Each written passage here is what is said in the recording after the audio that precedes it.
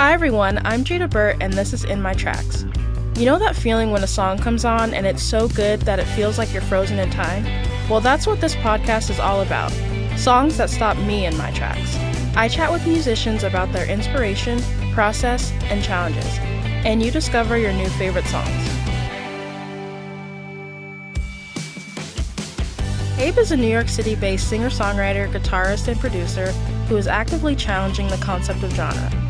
His 2022 single, On Your Mind, caught my attention during one of my endless scrolls, and I have been vibing out to his tunes ever since. His music will make you wonder how he does it all himself, but honestly, you'll get lost in his ethereal vocals. Let's get tracking.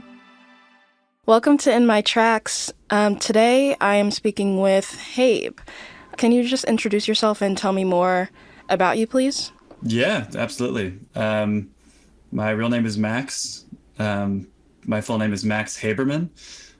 So that's where the Habe part comes from. And I'm actually surprised you got the Habe correct. A lot of people will say like Habe or Abe. So thank you for knowing that. But yeah, I'm a musician. I live in New York. That's the gist of it. Okay, great. So how did you get into making music and doing it professionally? Originally, like just getting into it, my parents were both into music. Not like they didn't play instruments, but they just played music a lot. My mom was into like R&B, Barry White, Marvin Gaye. My dad was more into like classic rock.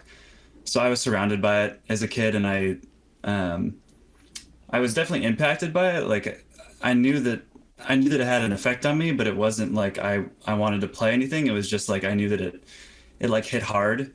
Like I would have a very emotional reaction to music at like, I remember a very young age, like hearing, I think it was like an Aerosmith song and being like, this is like the best thing that I've ever heard, or experienced even. And so I knew that it had a react, like I knew that it did something to me, but, I didn't have any interest in playing really. And then my friend asked me to play bass in a fourth grade talent show. And even after that, that was like my first real experience with an instrument or playing music. But even after that, I still knew I liked music. I just didn't know how I would use it or what, where it would go. But when I was 10, I moved from California to Florida, with my mom to be close to family. And, my dad stayed in California. I would still see him a lot. But the shift from like a different state, finding new friends, leaving one of my parents across the country, that like mixed with my mom working nights, I just had a lot of alone time,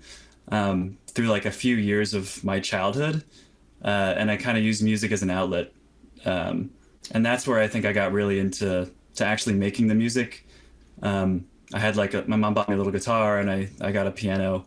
And so I started using both of those to like kind of just like express what I was feeling, and kind of just like maybe not even express, because I wasn't expressing it to anyone. I was just by myself. But like, I guess it was just a way to like get my emotions out in a constructive way.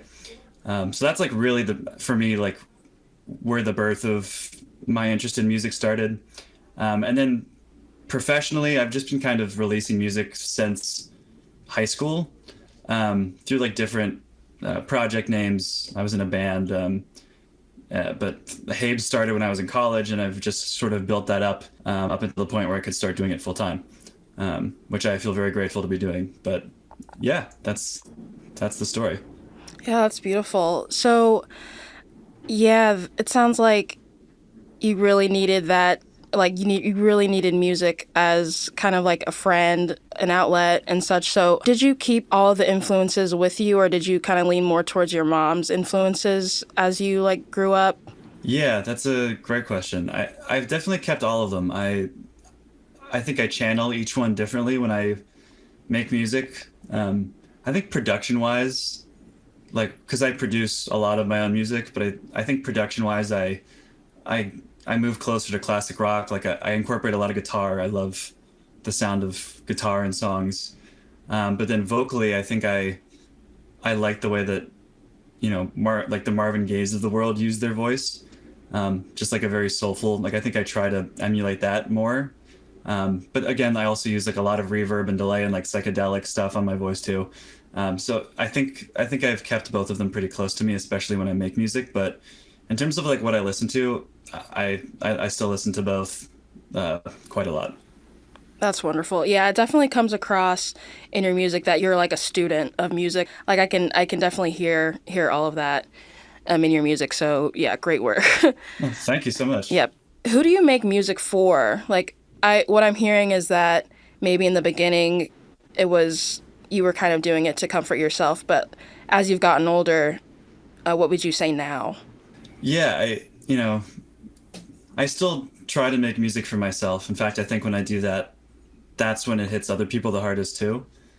Um, but I there is always like in the back of my mind like who will relate to this, and I think that it's really just for people who are going through whatever the song is about. I mean I write songs about a lot of different things, but there is a pretty central theme of like loneliness and anxiety too. I think a lot of people slash everyone feels those two things just at different levels. Everyone's been lonely before, at some level. So I guess it's for anyone who's going through those things at the time. Yeah. That's great. So have you experienced, many people saying that your music has helped them with their anxiety, with their like feelings of loneliness so far? Yeah, and that's like the most beautiful thing that I can get as an artist. I'll get like a DM on Instagram and it will be someone saying that like maybe it's I'll still call, or one of my songs has helped them through a difficult time.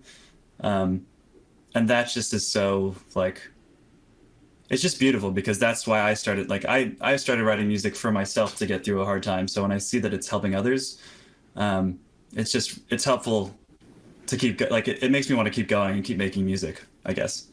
That's amazing. That's amazing. Yeah. And so do you have any artists who have like done that for you? Oh yeah. When I so like during that period of time when I was probably like 10 through like 13, was like struggling to make friends in a new school. My mom was working nights, had a lot of alone time. I started making a lot of music, but I also started like going on runs. After like I would just run. That was another great way for me to like just like get stuff out. And on these runs, I think that's probably where I like solidified my music taste, is on these runs for like those 3 years. It sounds kind of ridiculous, but like that for some reason that like really solidified all of my taste. Fix You by Coldplay was one of the biggest ones, which is like so cliche, but that one really hit me. Hurt by Johnny Cash. I was like such an angsty, like obviously this is so like angsty and middle schooly, but like for real, this is where I like got most of my stuff. And then I was also a huge fan of like movie scores. Like I love Hans Zimmer. Um, Trent Reznor is the lead singer, or was the lead singer of Nine Inch Nails. I think they might still tour, but he makes a lot of movie scores now. And there's a song called Hand Covers Bruise that I would listen to, and that actually probably came a little later. I don't think that came out when I was like 13, but yeah, I think Coldplay, Radiohead, Bon Iver was probably one of the biggest influences for me during that time too. All of their music is so sad, but just so beautiful. It's also very like ethereal, like almost like his vocals are like coming from like a hallway that's 3 football fields. It's just like very far away kind of stuff. So I Yes. think I gravitate towards that a lot too because of that. Yeah, I can definitely hear those artists in your music, especially the song we're talking about today. So, yeah, you've hit it without being too on the nose. So, yeah, great job with that. Because, Awesome. yeah, That's that's great a to hear. struggle. So, what do you hope to accomplish with your music? Man, I guess what we just talked about, kind of like as long as it reaches someone who's going through something where the music can help them, or even really if anyone has any like if just as long as anyone enjoys my music, that's really the end goal. It can be helping them get through something. It could just be them like helping them study, or I just like it kind of feels like a way to talk to people. So like that, as long as that's happening, I feel pretty accomplished with what I'm doing. Definitely. And so, when you think about your legacy as an artist, like I'm hearing that you care a lot about your music affecting people positively. But other than that, do you have any like really strong like goals or or things that you just really want to be known for? Like, what kind of person and artist do you want to be known for? I definitely want to be an advocate of honesty, not with like people like honesty with each other, but I think honesty with everyone's own self in terms of what they're feeling, not being afraid to like to acknowledge how they feel. I think for a long time I've struggled with anxiety for a long time, but like for a long time I didn't want to believe that that was like something that was happening to me. Um, I think I want to be someone who stands up for everyone, not being afraid to like be who they are and feel how they feel and like being able to express that. Um, that's one thing I would stand for. And then in terms of like overarching goals, the really the only like right now I feel very I know I'm like very early on in my career, but I do feel very accomplished in terms of like the impact that I've had on people's lives. Like the amount of joy that I'll get from just like one DM will like that was really all I that's really all I set out to do. So that part obviously I want that to continue to happen, but I feel very accomplished already with that. The only other thing I want to start doing is making scores for film. That's definitely a goal of mine. I've already started like trying to get that in motion. Um, so I think that's like the secondary goal for me. That is really exciting. Side note on the scores, do you have any like recent films that, whose scores have like really caught your attention? Um, my all-time favorite is Interstellar, which is just like a Hans Zimmer masterpiece. But in terms of recent films, I watched a movie called Shame with Michael Fassbender. It's kind of an older movie, but I had just seen it for the first time. There is a movie called Tar that just came out that I want to see. It's about a composer, I think, but I remember hearing that the music is really good in that. So um, I hope it is. I guess that's like not really an answer, but yeah, I'm excited for that one. Cool, cool. You mentioned that you're early in your career and just kind of getting started, but you've been releasing for a long time. So what kind of challenges do you face, like as a professional musician? Yeah. Right now, it's twofold. There's on the one side of it, there's economic challenges. Making money as an artist is not the easiest of things. Right now, I rely mostly on streaming income. So that's just like passive income you get from streaming royalties is influenced by how many people are listening to you. But right now, like to give everyone an idea of what that's like, it's Spotify will pay you like 0.004 cents or something for every stream. So it takes a lot of streams to make a living. Um, so like having enough money to support yourself as an artist slash just like a human to survive, that's the first struggle. The second struggle I think is coupled with that, but more on the creative side of things. There's like this constant pull, and I've heard so many artists talk about this, so I'm sure there's people out there who can relate if they're musicians or a creative any kind. But there's one part of you who wants to impact as many people as possible with your music, and this pressure to like sort of become more mass appealing. And then this other side of you that wants to stay very true to like what you feel. And like those two things are constantly fighting. And I think for most people, or at least for myself, I don't know for sure, but for myself and the way that I think that a lot of other people I've seen deal with it is like you always want to stay true to yourself, try to forget about the crowd, just like make music for who you are. But then as you are making a song, like sometimes it doesn't always come out the way you imagined it. So like there's still like that battle going on constantly throughout the song making process. And that's the other big struggle for me, is just like balancing those two things, always remembering that like it doesn't, even if I make something that I think other people might not like at all, if I like it, that's all that matters. I should put it out. And usually if I have that mindset, I find that there's always some other people who like it. So those are really the two biggest challenges right now for me. Yes, I can totally see that. So how do you challenge those feelings of I guess, doubt when you're like working on music? You're wondering, oh, will this appeal to more people than not? Will this be too niche? How do you tackle that, as well as the feelings of, oh, this didn't turn out how I wanted it to? Like, should I still put it out or not? You know? Yeah. I think I tackle them in different ways. The first portion of that's like, will people like this? Um, I try to just forget it, but like that one is more just like ignore it, Yeah. like don't listen to that part of your brain because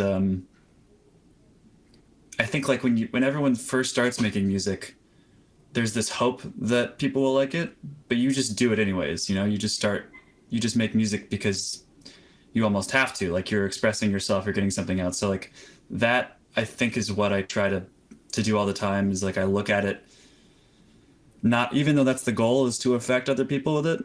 I'd look at it as like a self expression exercise, just like this is me getting my feelings out. Hopefully, other people identify with it. And then the second part about a song not coming out the way I envisioned it, that one's almost harder because if you have like this idea of what you want a song to be in your head and you make it and it just doesn't sound the way you thought it would, it's like a really bad feeling. Um, so I just try not to release anything unless I am like I'll just put in enough work to where I get it to where I want it to be, essentially. Um, I've definitely like started songs and they haven't been what I thought they were, and I just haven't released them because I can't get it to that point. Um, but I haven't never released a song because I thought no one would like it, if that makes sense. Yeah, that's great. Yep, because man, it seems like I've seen artists who've put out, I don't know, EPs or even LPs full of like demos, just like unheard tracks. And they're all like, or at least a decent amount of them are like tens across the board, but Yeah. they didn't like them at the time. And so, such a waste to like bury things that someone else might like. But I totally understand. Just if you don't like it, then how can I put it out if I don't like it, you know? I'm sure that I mean, yeah, I have a ton of unreleased stuff that Hmm. I'm sure people would love to hear. So Yeah. yeah, maybe I'll just start releasing them. Who knows? Yep, that's the campaign. That's what we're going for. Okay. All right, sweet. But yeah, you mentioned earlier how running kind of helped you expand and solidify your taste. Do you have any other interests outside of music that boost your creativity and help you expand on your work? Yeah, film always helps get me very excited about like that. That's probably the biggest one is like if I watch a good movie, um, I can then immediately go sit down and write a song and feel really good about it. Um, I think otherwise in general, like hanging out with friends, just like kind of like living life, um, that I mean, it doesn't do anything directly, but indirectly, it just gives me experiences that I can then sort of reflect on. Um, and like sometimes going back a little bit, like I tend to write music about stuff that I don't feel good about. Like it's really hard for me to write a song that I'm like, I feel so good this morning. I'm going to write a song about it. Like I don't feel like writing music when I feel good. I would rather just experience that. Um, and I have recently tried to do that just to see. And I've, like On Your Mind, like a few of my songs that I've released recently are about good feelings. And I do like them, but it's just easier for me to write about the bad stuff because it just comes out easier. So like when I'm living life and I'm like hanging out with people, if I have an experience that I don't feel good about, or like if I have an awkward encounter, if I like something bad happens, like I'll use those as inspiration to write a song.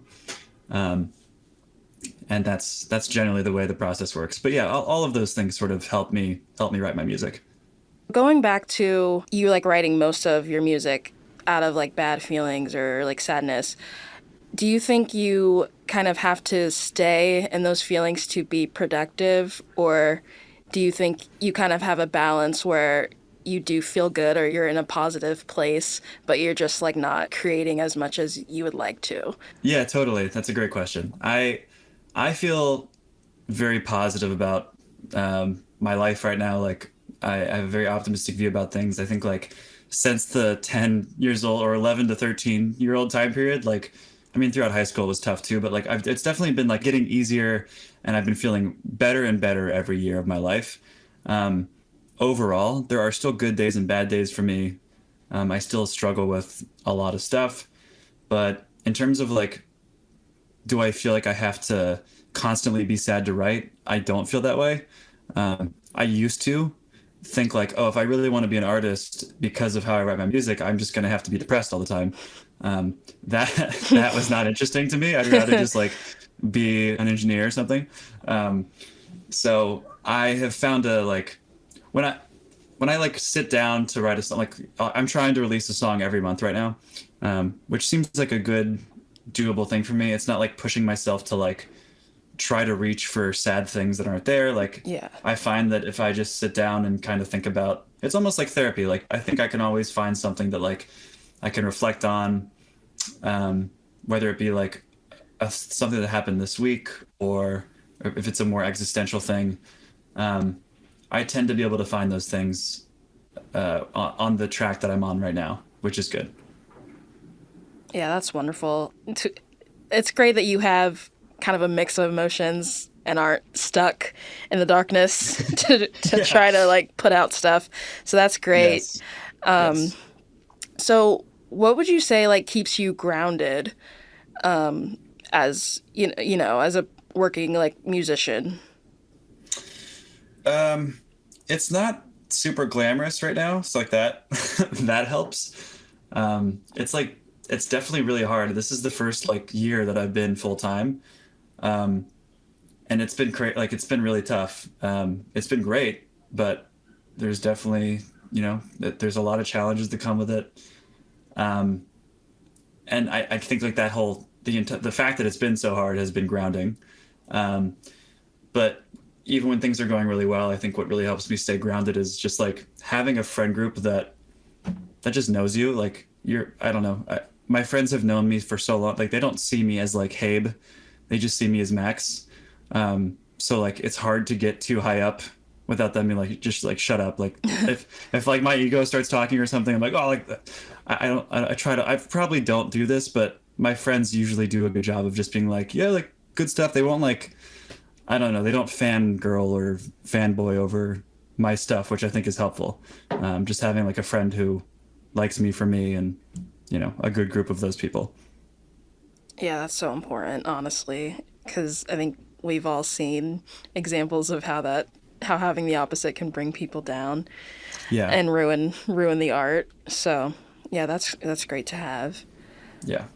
So moving on to your music, what would you say your favorite song is to perform? Like, have you started like performing yet? Yeah. I just had a show in Times Square, which was really fun. But I don't focus on performing as much as I focus on just like putting out a constant stream of music. Um, One, because I think I'm still figuring out my live show. I went back and forth between having like a real band with me versus just like using a backing track. And there are good and bad things about each one. But right now I'm thinking like I'd rather have a full band because it just like helps bring out more energy. Um, so I need to figure that part out before I really start like go on tour, whatever. But in terms of like my favorite song to play live, I think it changes, but one of the ones that surprised me is I Have Lost My Head, which is kind of an old one, but it's just like a really upbeat, fun song. And at the end, there's this guitar solo that I just love playing. So yeah, that one's a favorite. And then it's also really fun to play songs that everyone knows, like I'll Still Call or Self Discovery at the show was really fun.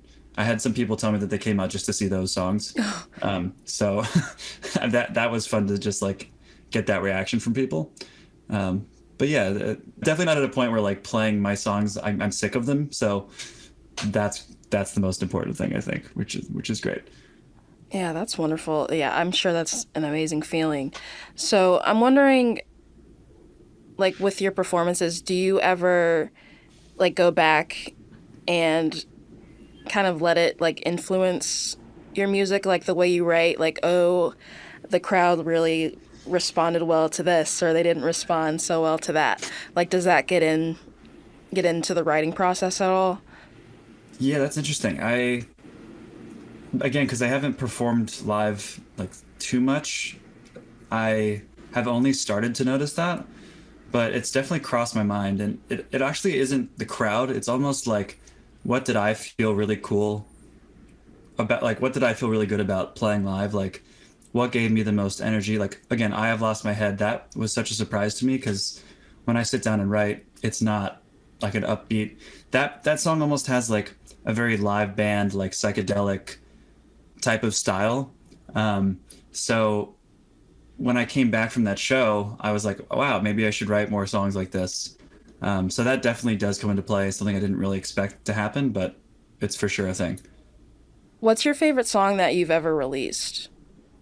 That, I mean, Blue Room is up there. I really love the lyrics. I mean, I like the production too, I guess. I really do like that song. That one's like a very personal song. And I'm actually like, I'm very happy that, well, I guess also to go back, one, this idea for a podcast is awesome. Thank The whole you. like focusing on one song, super cool. But the fact that you chose Blue Room made me really happy because I think that that is like a very underrated song, like one of my personal favorites. Um, but yeah, that just made me really happy. So definitely Blue Room, just because the lyrics I think are really good. I think I wrote them in a way that's like not too on the nose with what it's about, but like I think once you know and once you listen to them and digest them, it's just a very cool story almost. Um, but I think in general, my favorite song changes a lot. Like I'll go through periods where I like one song and then another one will overcome it, and then some periods where like I hate my music and I don't want to listen to it at all. So it kind of just changes. It's fluid. That makes a lot of sense. I can't imagine having just all of these songs like and not having the favorite change. That's like having a favorite child. It can Yeah, change. It can yeah, change every day, depending right. depending on the mood. Hey everyone, hope you're enjoying getting to know Habe so far. I wanted to take a little break to introduce you to some of his music. This song of his really stopped me in my tracks. It is the perfect soundtrack for imagining yourself as the main character in your very own indie movie. It's also a great track for gazing out of a train window, cupping your chin in your hand, contemplating the beautiful complexities of life. Very specific, I know. Here's Blue Room by Habe.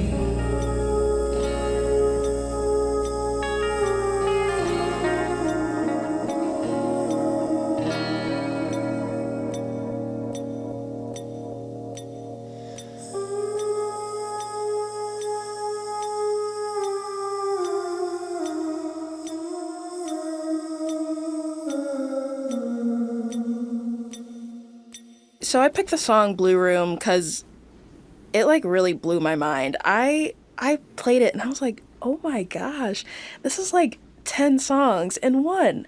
It really blew my mind. I was like, I'm obsessed with this song and I need to know more about it. So who or what like inspired you to write it? Well, thank you for the kind words. That's great to hear. Can I ask you before I answer what do you mean it was like 10 songs in one? I feel like it pulled from multiple styles. Like I Okay. hear, yeah, I hear some indie, hear some rock in there, some psychedelic, so many different genres, a lot of influences. It's just a really full and just detailed song. Like Got as far away as from simple as it can be, really. Okay. Yeah. Yeah, I was like, whoa. Um, that makes sense. Well, yeah, thanks. I I wrote that song while I was quarantining over the pandemic. I was living in the childhood bedroom where I was living when I was like, all throughout my Florida years, like 10 through 13, like it's the same bedroom. So I had to go back there and live for 8 months. And that's where it was just like me rediscovering a lot of the feelings that I had felt originally when I first started making music. Um, and that's what inspired it. That's beautiful. So it was really kind of you were like 10 to 13 again, and then you wrote Blue Room, basically. Yeah, essentially. Yeah, Yeah. yeah. Wild. Okay. That's great. So who do you hope to reach with this song? There are emotional elements to it. It seems very personal. So I would like to know like who besides yourself do you hope to reach? Yeah, I mean, yeah, for anyone like my younger self, I think like anyone who's dealing with depression or anxiety would probably identify with a lot of the themes in the song.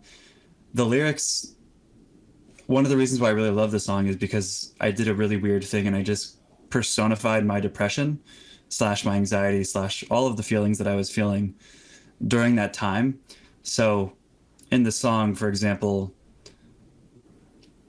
the I have to think of the lyrics. Put your lonely ways aside. Come over here, you're mine. That essentially the song is like my depression talking to me. It's saying I'm still here. I'll never go away. Like that's one of the lines in the song, or like something on that nature.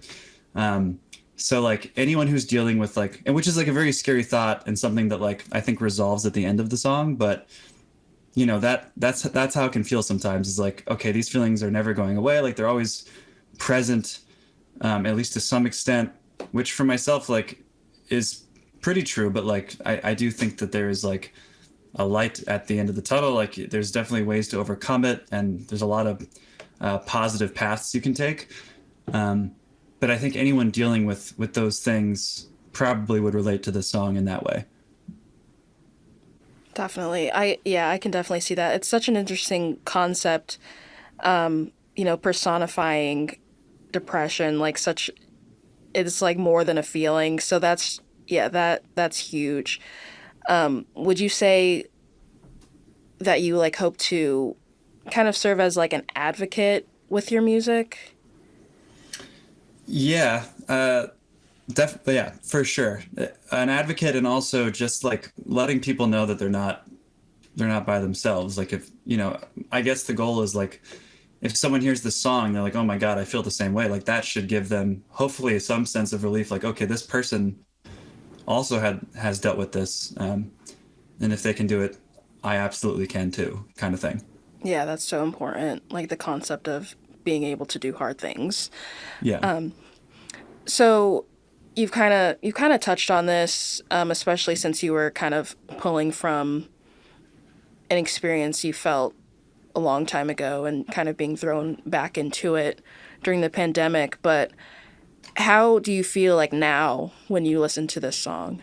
Well, I actually listened to it right before this, and it doesn't bring up any like bad feelings for me. I really just enjoyed like I liked listening to it. I think I was more focused on like and I do this with a lot of songs, but like sometimes I won't listen. I think there's two types of people. Some people listen to lyrics, some people listen to melody. I'm generally the type of person that will mostly focus on melody, and then if like in a catchy part of the song, the lyrics also come through, I'll pick those up. But I'm definitely a melody first kind of person, so I was kind of just enjoying the song. It doesn't really make me feel sad or anxious in any way, which I guess is good. Yeah, definitely. Same here. I gave it another listen before I came and I was like, yes, ethereal vibes. We love it. Like as I'm driving, trying to find a parking spot in this city. So, yeah. Perfect parking spot music. Yes, That's the goal. definitely. Yep. So I'm Okay. like, hit play. So, Yeah. besides like kind of being in the pandemic, bringing up, past feelings, current feelings, what did the process of, I guess, writing and recording it entail? Because you kind of went into the writing, but I'd love to know like how that developed during and like after the 8 months. Yeah. Um, I actually haven't really thought about it, but I guess so. Like, obviously in the pandemic, we couldn't go outside or see people or do anything. So I was kind of just like stuck in my childhood bedroom, um, spending a lot of time by myself, which again is what my life was kind of like when I first moved to that bedroom. So immediately I was like, okay, back here again, like, you know, and I kind of like pretty much immediately noticed that. Like after the first week, I was like, okay, like we didn't know how long this was gonna last. I was just like back here again in the same thing, almost like 10 years had gone by and nothing had changed. So I kind of just immediately started exploring those feelings. Um, and I think I wrote it over the course of like an hour, like the lyrics at least. Like once I sat down and started writing the lyrics, they pretty much just came out. Um, but then the actual track took like maybe like 2 months to really finish. Usually when I write my songs, it just starts with like me playing guitar and kind of like playing with melodies. So I had the melody to the song, but I just needed to figure out like, okay, this is like how long it's going to be. These are the other instruments involved and all the other things that go into it. So that process took like 2 months, but the lyrics came very easily. And then I released it with like three other songs that came out of that time, like in that room. And then the title of the song, Blue Room, I don't know if I did this consciously, but to me now, it's kind of a twofold title. One, my room is literally blue, like my childhood bedroom. Two, that like blue, like just like feelings of sadness, like that, that's that. Those are the two meanings, which I really like. I don't think I did that on purpose. I actually don't remember which one I I named it for first, but hey, I don't know if it matters. Yeah, you don't have to admit that. You can just say you meant to do it, and just call it a day. All right. Like it was deep. That's what I Yeah, yeah, meant, and yeah. that's what I meant. Yeah. Yep. But yeah, going further into the song, like, do you think you would change anything about it at this point, lyrics wise, production wise, really anything?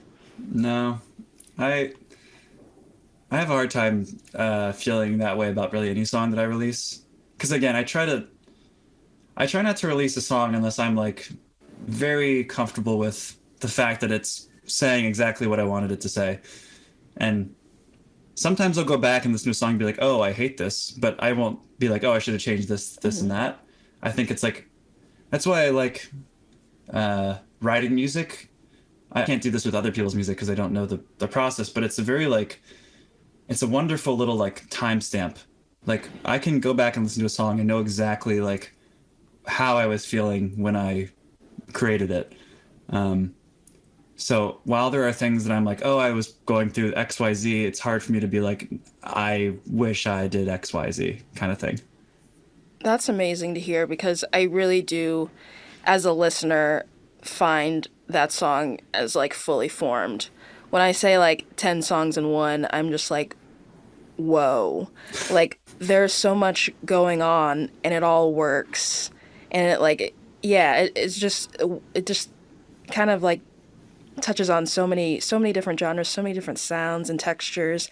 Yes, indulgent in like the best way. So it was really great to learn more about your life as a musician and then about the song Blue Room. Definitely, gained a lot of insights about what it's like to live as a professional musician and also what it's like to pull from your, personal experiences to create work and, share it with the world. So, if you could speak to your younger self, what would you say? Um, I I guess it depends on which younger self, but if I'm talking to like my 10, 13-year-old self, I'd probably say stop being afraid to be who you are. And actually, I guess that's probably what I would say to most of my younger selves. Um, just because I felt like it took me a long time to be comfortable with who I am and all these feelings that I had, and that I think life could have been a lot easier if I was just like, hey, this is like who I am, like had confidence with it. So yeah, don't be afraid to be who you are. Yes, that's beautiful. And yeah, such an important thing. So how do you kind of stay there, like stay in that, belief in yourself and that desire for confidence like now? Yeah, it's an everyday struggle. It's just you have to just remind yourself, like for me when I wake up, like how I feel right then is how I try to be the rest of the day. I don't know if that makes any sense or if anyone can relate to that, but like for some reason, right when I wake up, I have like, unless of course I just had like a nightmare or something, but usually I'll be like the truest form of myself in the morning. And I just try to like start off the day with that in mind and just keep reminding myself like, trust your gut, listen to who you are, and just trying to be like in tune with myself and my emotions. It's a constant reminder you have to give yourself. Definitely, that's good because it makes a lot of sense that, after so many years of struggling with being confident and believing in yourself, that it would just have to become a daily thing, pulling Yeah. yourself up and just really, really trying to stay there in that, positivity and strong belief in yourself. Yeah, So, you have to be your biggest fan, I think, yes, I ultimately. totally believe that. Yeah, totally believe that. So, what's next for you as an artist and as a person? What's next? I want to keep releasing music uh, to the people. Um, I would like to start playing more shows at some point in the next, you know, uh, I guess I'll say year to be conservative, but hopefully sooner. Um, I've gotten a lot of messages from people that's like, come to whatever, Ohio, or, whatever it might be. So I would like to come see all the people that my music has made an impact on. Um, and other than that, just living life. Yeah, that's really the whole thing. Yeah, that's amazing. And so, where can people find you and find your music and continue to learn more and stream? They can find me on Spotify and or any other streaming platform of choice. I personally use Spotify, but if you're an Apple Music person, I love you still. So you can listen to me on any of those platforms. You can find me on Instagram. Um, I'm not super active with posting, but I do post a lot of stories. So I guess, there's one part of it. And then I'm starting to try out some TikTok stuff. I have no idea what I'm using that platform for, but you can follow along the journey on TikTok. And that's those are the spots. Okay, awesome. And then, what's your handle for those Um, platforms? Habe Music, Habe Music. Okay, awesome. You heard him. Follow him, stream his music, do all the things. Thank you so much for being on. It was a pleasure talking to you. Thank you. Likewise. Thank you for listening to In My Tracks. The show was created and produced by me, your host and friend, Jada Burt. And shout out to Play Audio Agency for producing, recording, and editing the show, and for composing the original theme music you are currently jamming out to. It is truly a labor of love, and I hope you enjoy it. To continue the fun,